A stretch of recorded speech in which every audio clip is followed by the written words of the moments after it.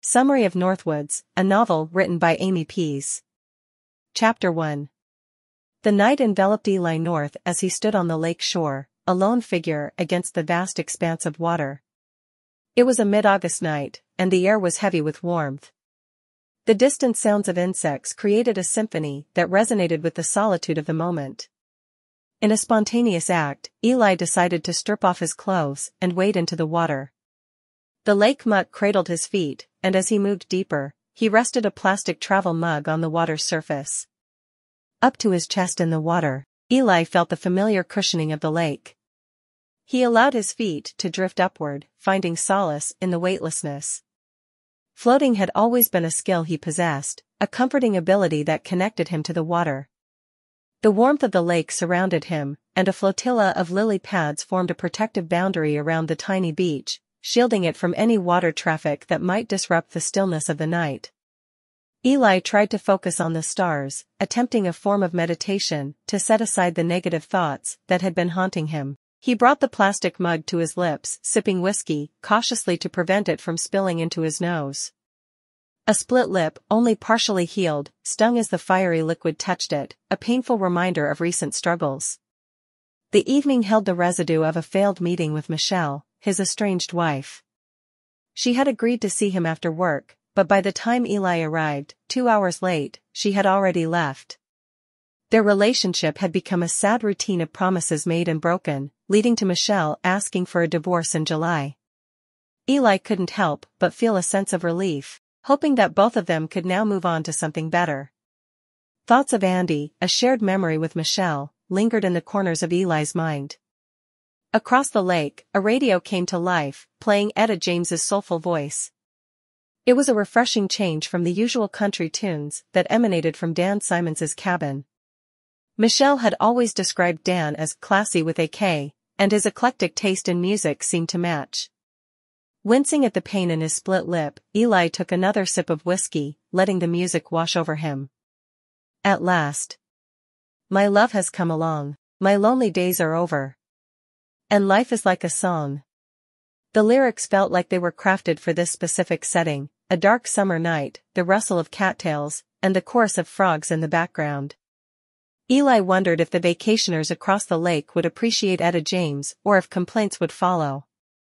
For tonight, he decided to indulge in the solace of alcohol and the therapeutic act of floating. He lay in the water, staring up at the stars, the repetition of the music creating a familiar rhythm. The whiskey-induced haze enveloped him, providing a temporary escape from the complexities of his life. The scanner, buried under his clothes on the sand, crackled to life. Eli chose to ignore the dispatch, questioning why he had even brought the scanner to the beach. He took a deep breath, tilting his head backward until the water nearly covered his face, attempting to drown out both external sounds and the internal turmoil that plagued him. Memories threatened to resurface, but Eli pushed them away with practiced determination. Eli? The scanner's insistent call shattered his fragile peace, and he floundered. Water rushed into his nose as he struggled to regain composure. Coughing and sputtering, he noticed something pale bobbing amidst the lily pads in the distance. Compelled by curiosity, Eli swam towards the object.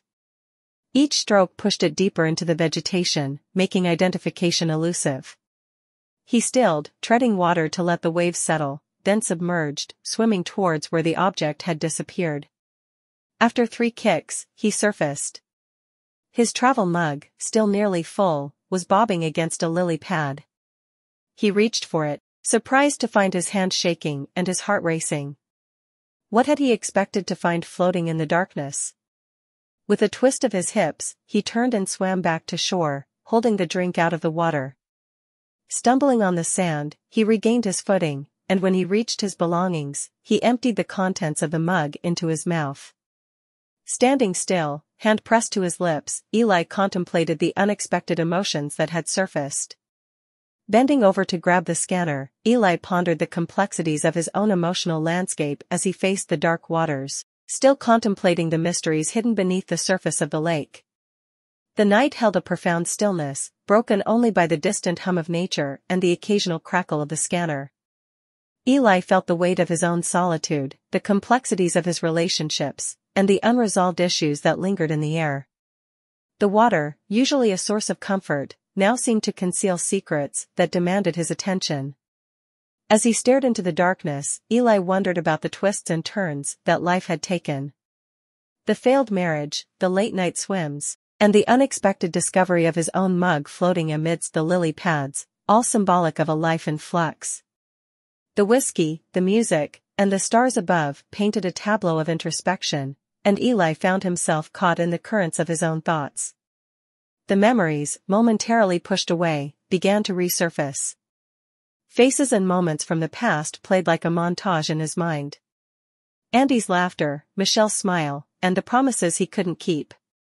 The pain of his split lip mirrored the deeper wounds that had yet to heal. The music, now a distant melody, served as a soundtrack to his contemplation. Eli?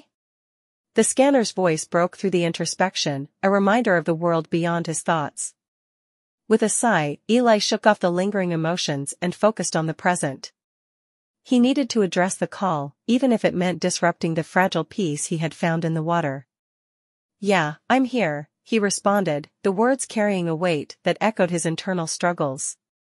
"Disturbance reported near your location. You need to check it out."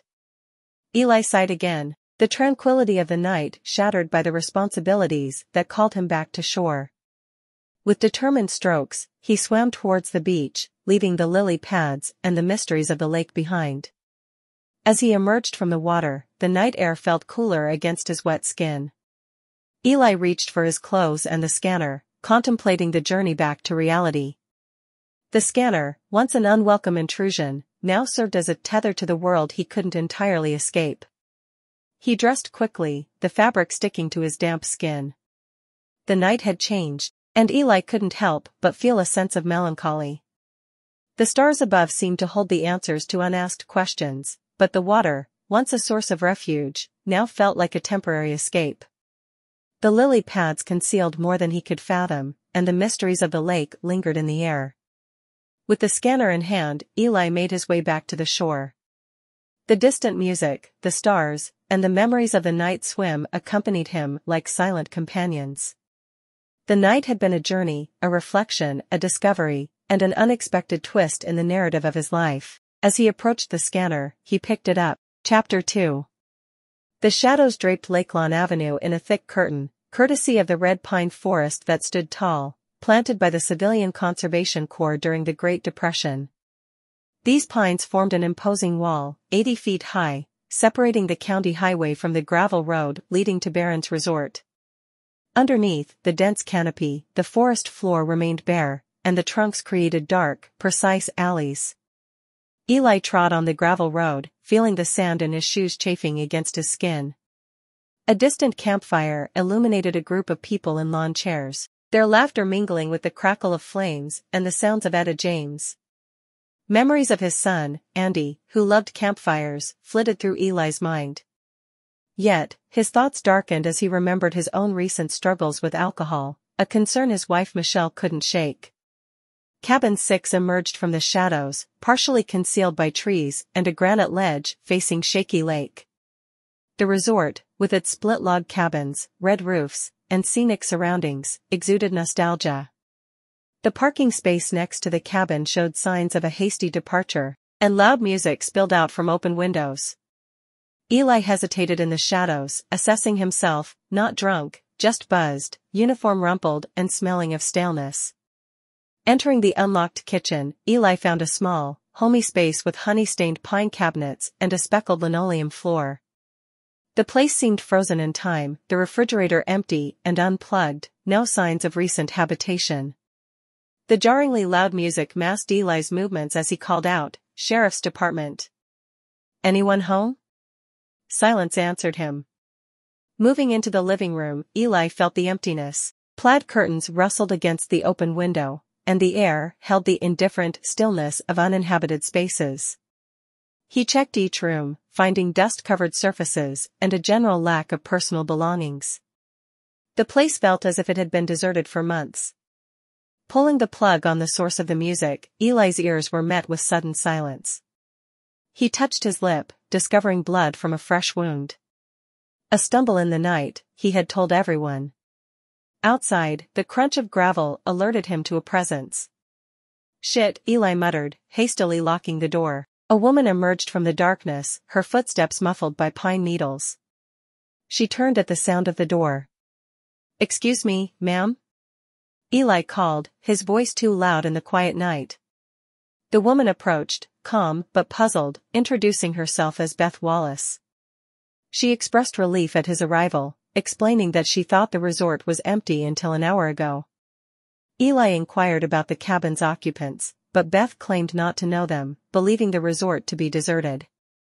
She provided her contact information and mentioned her daughter, Caitlin, staying 3 cabins down. As Eli continued his questioning, he sensed a hidden tension in Beth's responses. She mentioned their annual tradition of spending 2 weeks at the resort before school starts, emphasizing the unusual quietness this summer. Eli noted the absence of a wedding ring, and Beth revealed they planned to stay for another week and a half. After Beth departed, Eli lamented the unintended intrusion. He checked the time, realizing the night had grown darker, the stars obscured by clouds. Returning to the cabin, he completed a final search, extinguishing lights and locking doors. Outside, he unplugged the twinkle lights on the porch, reveling in the embrace of Shaky Lake's perfect silence. With a flashlight in hand, Eli descended a pine-needled path toward the water. The sound of a boat against a dock reached his ears. His steps became cautious, and he concealed himself behind a granite outcropping. After ensuring no human presence, he continued to the dock, discovering a small aluminum fishing boat tied to it. The dock groaned under Eli's weight as he approached the boat with his flashlight. The interior remained shrouded in shadow until he directed the light inside, revealing the lifeless body of a boy crumpled at the bottom. Shock and horror gripped Eli as he processed the grim scene. The narrative left readers on the precipice of an unfolding mystery. The eerie silence of the deserted resort, Beth's unease, and the discovery of a lifeless body set the stage for a suspenseful and riveting tale that promised to unravel secrets hidden beneath the surface of Shaky Lake.